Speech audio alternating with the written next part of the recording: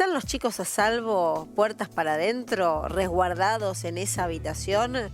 La realidad es que hoy la penetración de las redes sociales, de las aplicaciones y del lenguaje nos hace repreguntarnos dónde realmente están a salvo. Vamos a conversar con la licenciada Melina Vela para entender por dónde debemos abordar lo que están viviendo los adolescentes y los preadolescentes.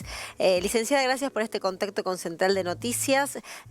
¿Cómo debemos abordar la problemática de las redes sociales, del lenguaje que hay en las redes sociales? ¿Cómo le va? ¿Qué tal? Buenas tardes, un gusto estar acá. En principio, cuando hablamos de como padres, ¿no? Cómo estar atentos a estas situaciones, celebro realmente que los medios de comunicación, y ni hablar la miniserie, muestren este lenguaje secreto, porque si no, no nos enteraríamos como papás o mamás quizás, ¿no? Porque obviamente la adolescencia es un periodo donde el lenguaje secreto es parte, ¿no? Esto de que no sepa nadie lo que estamos conversando. Así que primero, en primera instancia, está muy, muy bueno que los papás empiecen a interiorizar en esto, ¿no es cierto? Y en segundo, Mira, si te es que parece, a raíz... mientras vas Perdón. explicando ese lenguaje, vamos utilizando algunas placas que armó la producción para exponer este Bárbaro. lenguaje del que se habla en las redes, pero que si vos sos padre o madre, tenés que saber, porque no está exento a algo que le pueda ocurrir. Incel es uno de esos. Incel, píldora roja, por ejemplo. Vayamos uno por uno. ¿Qué representa el incel? ¿Qué es el incel? El incel es este celibato, que es un término que, ojo, es del año 90, es decir, no es algo novedoso, pero que estaba muy en boga en Estados Unidos y en Canadá. Ahora viene también por el lado de Europa, pero no tanto en Argentina por el momento, que se refiere a estos hombres que de alguna manera se sienten inadecuados o poco hombre para una mujer, ¿no? Entonces generan O sea, una como poco especie de gustados. odio.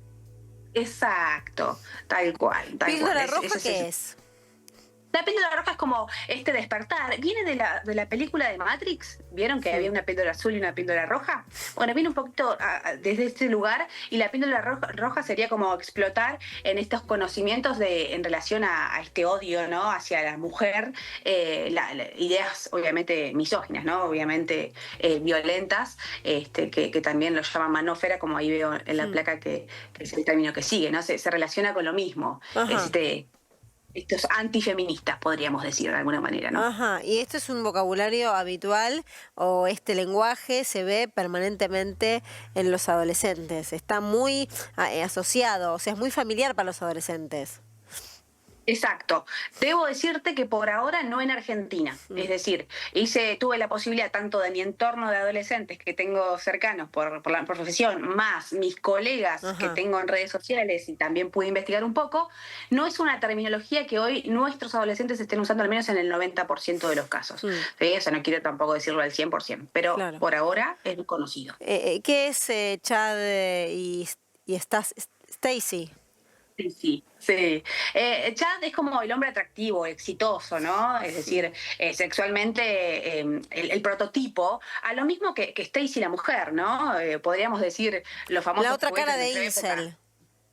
Claro, exactamente, pero son ese porcentaje que les va a gustar, que ahora vamos a hablar de la regla 80-20, tiene que ver Ajá. con eso, lo van a entender mejor ahí. Bien, bueno, si quieres explicar a la regla 80-20 que también se menciona en la serie. Exactamente. Ese 80-20 vendría a ser que el 80% de las mujeres va a gustar siempre de solamente un 20%, o sea, ese Chad que ellos mencionan como hombre prototípico, ¿no? De que a la mujer le va a gustar. Entonces, el 80% de las chicas va a elegir solo ese 20% de personas, y por eso el protagonista de la serie no está en ese 20%, ¿no? Y ese es el bullying que recibe un poco. ¿Y qué es Pick Up Se trata un poquito. Artist?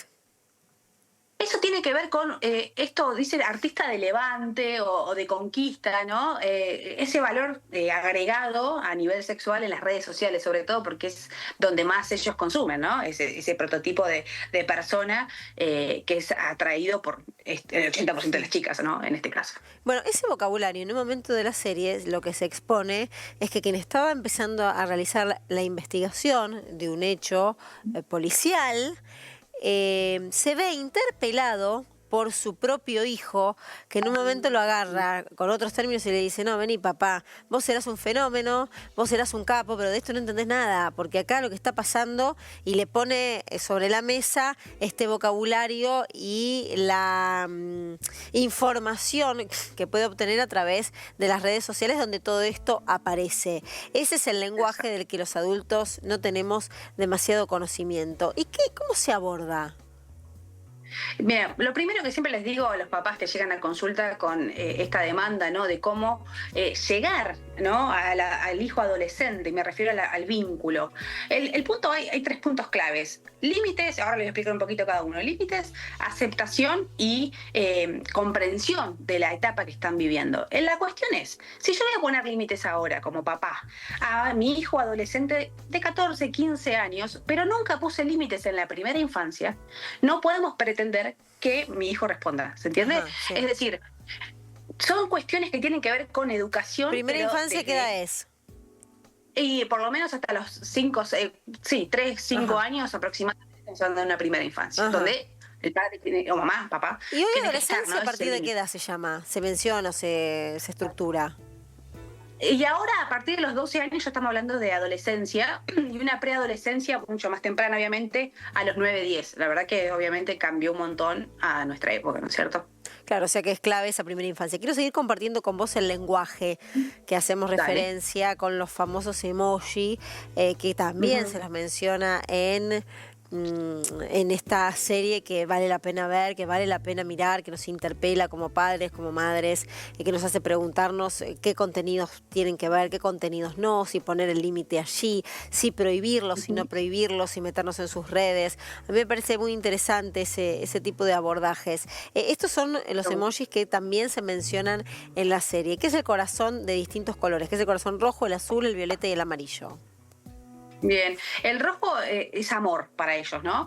El azul o morado, depende, el deseo sexual, el amarillo un interés mutuo, y hay un corazón rosa que también hay una atracción sin deseo sexual, es decir, más, podríamos llamarlo la amistad, ¿no? No hay un deseo sexual detrás, pero me atraes o me gustas, pero sos mi amigo o mi amiga, ¿no? En algún punto. Bien, después está la píldora.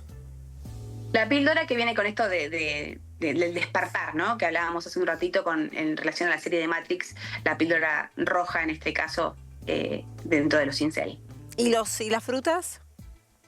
Y todo lo que son frutas tienen que ver con órganos reproductores de nosotros, los seres humanos, ¿no? Están asociados a ciertas partes íntimas del ser humano, y eso sí lo usan mucho acá en Argentina también. Así que alerta a los padres que están escuchando del otro lado, no el de la píldora y no tanto el tema de los colores en los corazones, por lo que me han contado y he podido recabar, pero sí los últimos que están en pantalla son utilizados por los chicos.